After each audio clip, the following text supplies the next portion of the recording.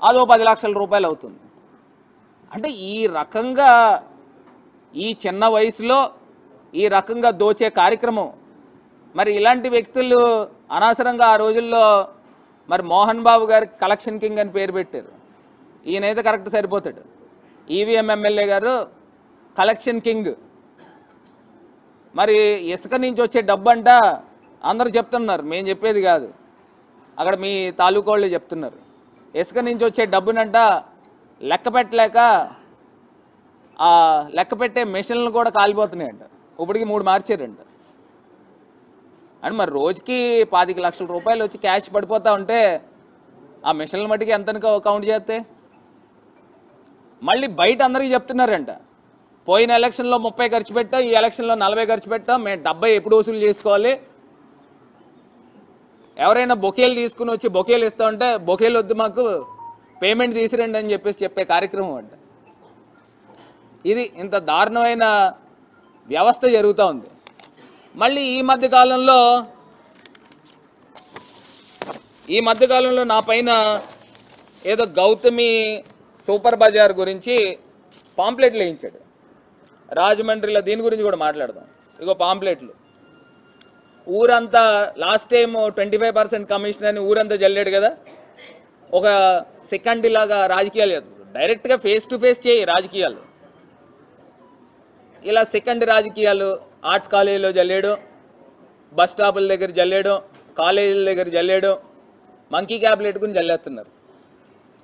దీని గురించి కూడా మాట్లాడతాను, గౌతమి సూపర్ బజార్ గురించి. నీకులాగా మేము డైరెక్ట్గా ఇలా మీడియాలోనే చూపిస్తాం. లాలా చెరువు దగ్గర ఒక పెద్ద ఇసుక కొండ ఉండేది, ఆ ఇసుక కొండ తప్పిపోయిందంట, కనబడట్లేదు ఇసుక కొండ. మరి అది ఏమైపోయిందో కొంచెం వెతికి పెట్టండి, మీడియా వాళ్ళని కూడా అడుగుతా ఉన్నా. పెద్ద ఇసుక కొండ, 10 కోట్ల రూపాయలు విలువ చేసి ఇసుక కొండ తప్పిపోయింది. మరి దీని వెనకాతలో ఉన్న వ్యక్తి ఎవరో, ఆ తప్పించిన వ్యక్తి ఎవరో. ఇంకొకటి గౌతమి సూపర్ బజార్ గురించి మాట్లాడతాము, అది లాస్ట్లో మాట్లాడతాను. ఇది కాకుండా వైన్ షాపుల గురించి ఒకసారి మాట్లాడుతున్నానండి. దేశ చరిత్రలో 3 రకాల మందుల షాపులు ఎక్కడ కూడా ఉండదు. మరి ఎమ్మెల్యే గారి సామ్రాజ్యంలో, ఈవీఎం ఎమ్మెల్యే సామ్రాజ్యంలో 3 షాపులు పక్క పక్కన పెట్టించాడు. ఓ పక్కనేమో హోమియో స్టోర్స్, ఓ పక్కనేమో జల్సా వైన్స్, ఇంకో పక్కనేమో మెడికల్ షాప్. అంటే ఇందులో తాగేసి ఫుల్గా పడిపోతే ఇక్కడ మందులు కొనుక్కుంటారు అనమాట. దేశంలో ఎక్కడ ఉండదు. మరి ఈవీఎం ఎమ్మెల్యే గారు నేతృత్వంలో ఇంత గొప్పగా చేస్తూ ఉన్నాం.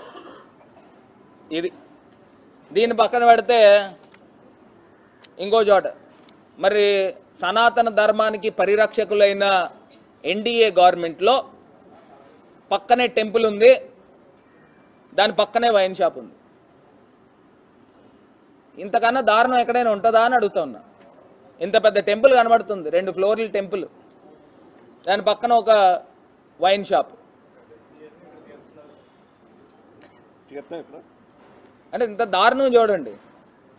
మరి సనాతన ధర్మానికి రక్షకుల కింద ఉన్న మరి డిప్యూటీ సీఎం గారు, మీరు ఇది చూడండి. అదే డిప్యూటీ సీఎం గారి గురించి కూడా నేను ఇంకోటి చెప్తున్నా. మరి ఆయనకి తెలుసో తెలీదో, ఆయన నియోజకవర్గంలోనే, పిఠాపురం నియోజకవర్గంలోనే స్లాటర్ హౌస్ ఉంది. రోజుకి 200 నుంచి 300 ఆవుల్ని స్లాటర్ చేసే, అక్రమంగా స్లాటర్ చేసే స్లాటర్ హౌస్ పిఠాపురం నియోజకవర్గంలోనే ఉంది. అల్సమి దాని పేరు, ఆ స్లాటర్ హౌస్. మరి హిందూ ధర్మాన్ని, సనాతన ధర్మాన్ని పరిరక్షకుల కింద ఉన్న పవన్ కళ్యాణ్ గారు మీ నియోజకవర్గంలోనే రోజుకి 200 నుంచి 300 ఆవుల్ని అక్రమంగా తరలించి కూనీ చేస్తూ ఉన్నారు, స్లాటర్ చేస్తూ ఉన్నారు, బుచ్చరింగ్ చేస్తూ ఉన్నారు. మరి దాని తాలూకా ఓనరు మా ఈవీఎం ఎమ్మెల్యే అనుచరుడే, రాజమండ్రి ఈవీఎం ఎమ్మెల్యే అనుచరుడే. మరి సాక్షాత్తు పిఠాపురం నియోజకవర్గంలోనే ఆ స్లాటర్ హౌస్ ఉంది. మరి మీరు ఏ రకమైన సనాతన ధర్మ రక్షకుడు అని నేను ప్రశ్నిస్తా ఉన్నా. దానిపై ఒకసారి మీరు ఒక చూపు చూడండి. మరి ఇంత దారుణమైన కార్యక్రమాలు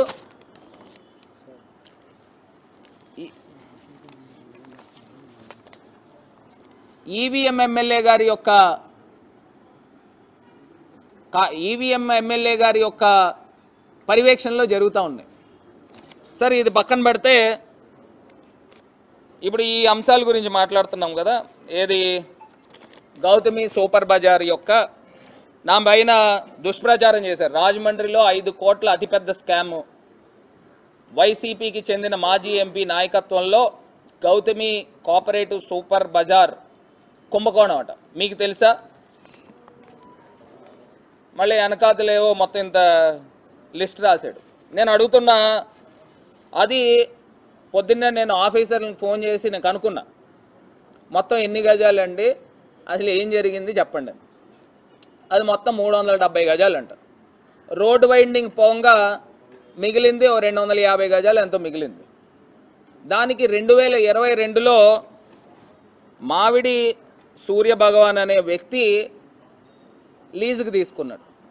ఆ లీజు నెలకి 52,000 రూపాయలు ఖాళీ స్థలానికి లీజ్ కడుతూ ఆయన అడ్వాన్స్ కిందన 12 నెలల అడ్వాన్సు 6,24,000 రూపాయలు కట్టాడు. నాన్ రిఫండబుల్ అడ్వాన్సు ఒక 5 లక్షల రూపాయలు కట్టాడు. ఇప్పటిదాకా రెంట్లు కట్టింది ఒక 5 లక్షల చిల్లర ఎంత కట్టాడు అంటే సుమారుగా ఒక 15-16 లక్షల రూపాయలు ఆ ఖాళీ స్థలానిపైన ఈయన కట్టాడు. కొంత రెంట్ బకాయిలు కట్టడం మానేసిన తర్వాత అప్పుడున్న ఆఫీసర్ ఉమామహేశ్వరరావు గారని ఆయన ఏం చేశాడంటే ఇంకొక పార్టీకి ఇచ్చాడంట. మరి ఇంకొక పార్టీకి ఇచ్చి ఆ 250 గజాలకి ఇదే రెంట్ పెట్టుకుంటూ ఇంకో పార్టీకి ఇచ్చాడు. మీకు ఇందులో ఏదైనా అక్రమము అన్యాయము జరిగిందని మీకు అనిపిస్తే అధికారం మీ చేతిలో ఉంది కదా. ఆ ఉమామహేశ్వరరావు అనే ఆఫీసర్ని అరెస్ట్ చేయండి. ఎవరొద్దన్నారు అని అడుగుతున్నా. అధికారం మీ చేతిలో ఉంది కదా. ఇది అన్యాయము అక్రమము అని మీకు అనిపిస్తే ఆ లీజ్ క్యాన్సిల్ చేయండి. దీని వెనకాల బాధ్యులు ఎవరైతే ఉన్నారో వాళ్ళందరినీ అరెస్ట్ చేయండి అని అడుగుతున్నా. అసలు ఈ లీజ్ అగ్రిమెంట్కి నాకు ఏం సంబంధం? 5 కోట్ల రూపాయల కుంభకోణం ఏంటి? ఇప్పుడు 250 గజాల స్థలము, దాని అక్కడ వాల్యూ ఎంత ఉంటుందండి? 1 లక్ష రూపాయలు ఉంటుందా గజం? ఓ 2.5 కోట్లు. పోనీ ఆ స్థలాన్ని అక్కడి నుంచి ఏమన్నా మాయం చేస్తారా? కుంభకోణం అంటున్నారు కదా. ఎక్కడి నుంచి అయినా ఎక్కడికైనా పట్టుకెళ్ళిపోయారా?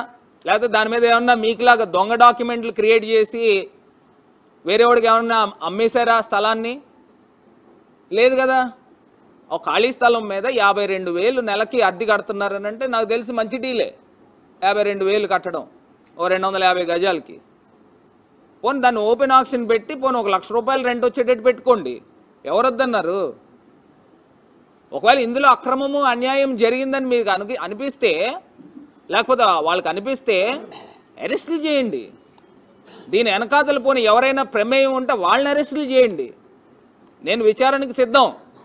ఇప్పుడు నా భాగస్వామ్యము లేకపోతే నేను చెప్పి నా ఒత్తిడితో చేశారంటున్నారు కదా, పిలిపించండి ఆఫీసర్ని పిలిపించండి. నా పేరు చెప్పమానండి. నేను డైరెక్ట్ ఛాలెంజ్ విసురుతున్నాను. అంతే తప్పితే ఒక సెకండ్ రాజకీయం ఏంటండి ఇది? సెకండ్ రాజకీయం గతంలో చేసావు. 25% అని అన్నావు కదా కమిషన్లని. ఇప్పుడు మీరు అధికారంలోకి వచ్చి 7 నెలలు అయింది కదా, మరి యాక్షన్ తీసుకోండి. ఆ 25% ఏ కాంట్రాక్టర్ నాకు డబ్బులు ఇచ్చాడో తీసుకురండి. ఇప్పుడు కాంట్రాక్టర్లు అంటే 100 మంది ఉంటారు కదా కాంట్రాక్టర్లు. ఏ పలానో ఏ ఎల్లయ్యో పుల్లయ్యో ఎవడో ఒకటి నాకు డబ్బులు ఇవ్వాలి కదా. 25% ఒకరిని తీసుకురండి. నీకులాగా అవినీతి కుటుంబం మాది కాదు. మీది ఆదిరెడ్డి కుటుంబం కాదు, అవినీతి కుటుంబం. రాజమండ్రిలో కాంపిటీషన్ పడితే, రాష్ట్రంలో ఎమ్మెల్యేల మధ్యలో కాంపిటీషన్ పడితే ఫస్ట్ ప్లేస్లో వస్తాడు. దేంట్లో? అవినీతిలో వస్తాడు. ఫస్ట్ ప్లేస్లో వస్తాడు. కాంపిటీషన్ పెట్టండి. అయ్యా చంద్రబాబు నాయుడు గారు, ఈ వీడియో ఒకవేళ మీరు చూస్తే ఒకసారి కాంపిటీషన్ పెట్టండి. రాష్ట్రంలో హైయెస్ట్ కరప్ట్ ఎమ్మెల్యే ఎవరనంటే మన అవినీతి శ్రీనివాస్ వస్తాడు. ఈ రకంగా అక్రమంగా అన్యాయంగా దోచే కార్యక్రమం చేస్తూ ఉన్నారు. ఇందుగా మిమ్మల్ని ప్రజలు గెలిపించింది. సరే సారీ, ప్రజలు గెలిపించలేదు, ఈవీఎంలు మరి ఉంటే మనం ఏం చేస్తాం? ఇప్పుడు నన్ను కూడా అనొచ్చు, నువ్వు కూడా ఎంపీ కింద ఈవీఎంల ద్వారానే గెలిచావు కదా. మేము అప్పుడు ఎన్డీఏలో లేము, మాది ఒక న్యూట్రల్ పార్టీ. మీరు ఇప్పుడు బీజేపీతో కలిసి ఉన్నారు. మహారాష్ట్ర ఎన్నికలు, హర్యానా ఎన్నికలు, అక్కడ ధర్నాలు జరుగుతున్నాయి మహారాష్ట్రలో. ఈవీఎంలు ఉంటే బాయ్కాట్ చేయండి అని. మీరు డైరెక్ట్గా నేను ఇప్పుడు కూడా నేను ఛాలెంజ్ చేస్తున్నా. ఒకవేళ మీలో ఏమన్నా ఒక చీము నెత్రు ఇలాంటివి ఏమన్నా ఉంటే రాజీనామా చేసి డైరెక్ట్గా పేపర్ బ్యాలెట్ దాంట్లో పోటీకి రండి, నేను సిద్ధంగా ఉన్నాం. పేపర్ బ్యాలెట్లలో పోటీకి రండి. అంతే తప్పితే ఈవీఎంను అడ్డు పెట్టుకుని అందరికీ తెలిసిపోయింది. చిన్న పిల్లోడిని అడిగినా కూడా ఈవీఎం అంటే స్కామ్ అంటున్నారు. మళ్ళీ ఏదో చోటా మోటా నాయకులతో మళ్ళీ ప్రెస్ మీట్లు పెట్టించి వాళ్ళు చెప్తున్నారు నేను తీసుకొచ్చి ఒక్కొక్కరిని చైర్మన్లు చేశాను. వాళ్ళు నన్ను అడుగుతున్నారు కార్పొరేటర్. నేను చైర్మన్లు చేశాను, బోల్డ్ మంది స్టేట్ డైరెక్టర్లు వేసాము. అసలు అవినీతి అనేది ఆ మరక అనేదే లేదు. ఈ రకంగా కార్యక్రమాలు చేస్తూ ఉన్నాం. పొద్దున్న లెగిస్తే డెవలప్మెంట్ డెవలప్మెంట్ డెవలప్మెంట్ అనే ఒక ఎజెండాతో ముందుకు వెళ్తున్నాం. గతంలో ఆ రకమైన కార్యక్రమాలు చేసాం. ఇప్పుడు అవన్నీ పక్కన పెట్టేశారు. నేను డెవలప్మెంట్ డెవలప్మెంట్ అంటే ఇప్పుడు వచ్చిన వాళ్ళేమో కలెక్షన్ కలెక్షన్ కలెక్షన్ అనే ఎజెండాతో వీళ్ళు వెళ్తున్నారు. ఇది ఒక్కటే నేను చెప్పిన 3-4 అంశాలు చెప్పాను. ఇవి కాకుండా టౌన్ ప్లానింగ్, ఎక్కడైనా ఏ బిల్డింగ్లో అయినా కడతా ఉంటే ఆ బిల్డింగుల దగ్గరికి డైరెక్ట్గా ఆఫీసర్లు పంపించేసి ఆఫీసర్ల ద్వారా కలెక్షన్ చేస్తున్నారు. అయ్యా మున్సిపల్ కమిషనర్ గారు, ఇవన్నీ మీరు కూడా రాజమండ్రి వచ్చి 3-4 నెలలు 5 నెలల పైన అయిపోయింది. ఇప్పుడైనా గ్రిప్ తెచ్చుకోండి. ఆఫీసుల్లో ఏ రకంగా అక్రమంగా అన్యాయంగా వసూళ్ల కార్యక్రమం జరుగుతూ ఉన్నాయో ఒకసారి తెలుసుకోండి. ఇది కాకుండా ఇంకొకటి కూడా చెప్తున్నా, ఏదైతే డంప్ యార్డ్ దగ్గర, ఆ డంప్ యార్డ్ దగ్గర కాంట్రాక్టర్ని మనం చెప్తా ఉన్నారు 2 కోట్ల రూపాయలు అడిగాడంట, లేకపోతే నీ కాంట్రాక్ట్ రద్దు చేస్తామని. మరి ఈ రకంగా కార్యక్రమాలు జరుగుతున్నాయి. ఒకటేమో ఈ లోకల్ చిల్లర, ఇవన్నీ ఇంకా చిల్లరేషాలన్నమాట. అక్కడేమో పైన మరి సాక్షాత్తు ఎస్సీ